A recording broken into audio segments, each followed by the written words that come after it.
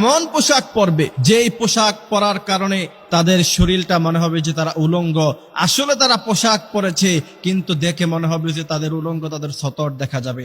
আল্লাহর হাবিব বলছেন, বাল্লিগু আন্নি ওয়ালাউ আয়া, আমার পক্ষ থেকে একটি বাণী হলেও সেটা মানুষের কাছে তোমরা পৌঁছিয়ে দাও।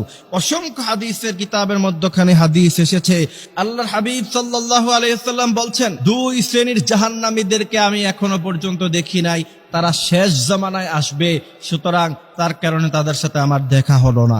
আল্লাহর হাবিবের সাহাবীরা বলছেন, ইয়া রাসূলুল্লাহ, ওই দুই শ্রেণীর জাহান্নামী কারা? তার মধ্য থেকে প্রথম নাম্বার আল্লাহর হাবিব সাল্লাল্লাহু আলাইহি ওয়াসাল্লাম বলছেন, যারা এমন পোশাক পরবে যেই পোশাক পরার কারণে তাদের শরীরটা মনে হবে যে তারা উলঙ্গ, আসলে তারা পোশাক পরেছে কিন্তু দেখে মনে হবে যে তাদের উলঙ্গ, তাদের সতর দেখা যাবে। আজকাল ছেলেপেলেরা আমরা দেখতে পাই, এই যে জিন্সের প্যান্ট কিনে, প্যান্টের মধ্যে হাঁটুর উপরে যে জায়গাটা, সেই জায়গাটাতে ছিঁড়া থাকে, এটা নাকি ফ্যাশন। সুতরাং হাঁটুর উপরের জায়গাটুকু এবং নাভির নিচে থেকে হাঁটু পর্যন্ত এই জায়গাটা একজন পুরুষের জন্য হচ্ছে সতর।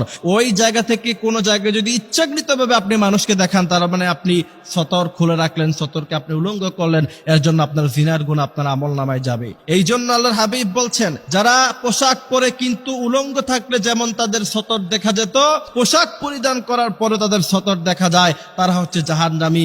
এমন সব লোকেরা কিয়ামতের আগে আগমন ঘটবে।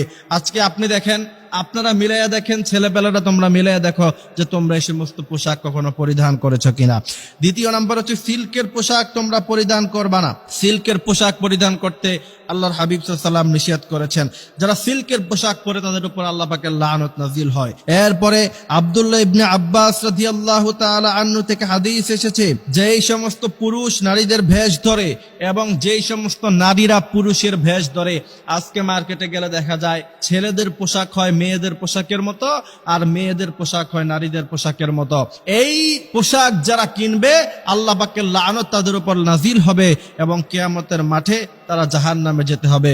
আল্লাহর হাবিব সাল্লাল্লাহু আলাইহি ওয়াসাল্লাম বলেছেন, এমন পোশাক কখনো তোমরা পরিধান করবা না। অথচ আজকে দুঃখের বিষয়, আজকে মার্কেটগুলিতে এই সমস্ত কাপড়ের সেল সবচেয়ে বেশি হয়। আজকে ছেলে মেয়েরা এই সমস্ত সাজে সজ্জিত হতে সবচেয়ে বেশি পছন্দ করে। মনে রাখতে হবে, তুমি মুসলমান যুবক, তোমার পোশাক হবে পাঞ্জাবি, পায়জামা, জুব্বা, পাগড়ি, টুপি, আর তুমি ইহুদিদের পোশাক পরে ফিলিস্তিনের জন্য মায়া কান্না করো, এমনটা উচিত নয়। আল্লাহ তাআলা আমাদেরকে বোঝার মতো তৌফিক দান করুক, আমিন।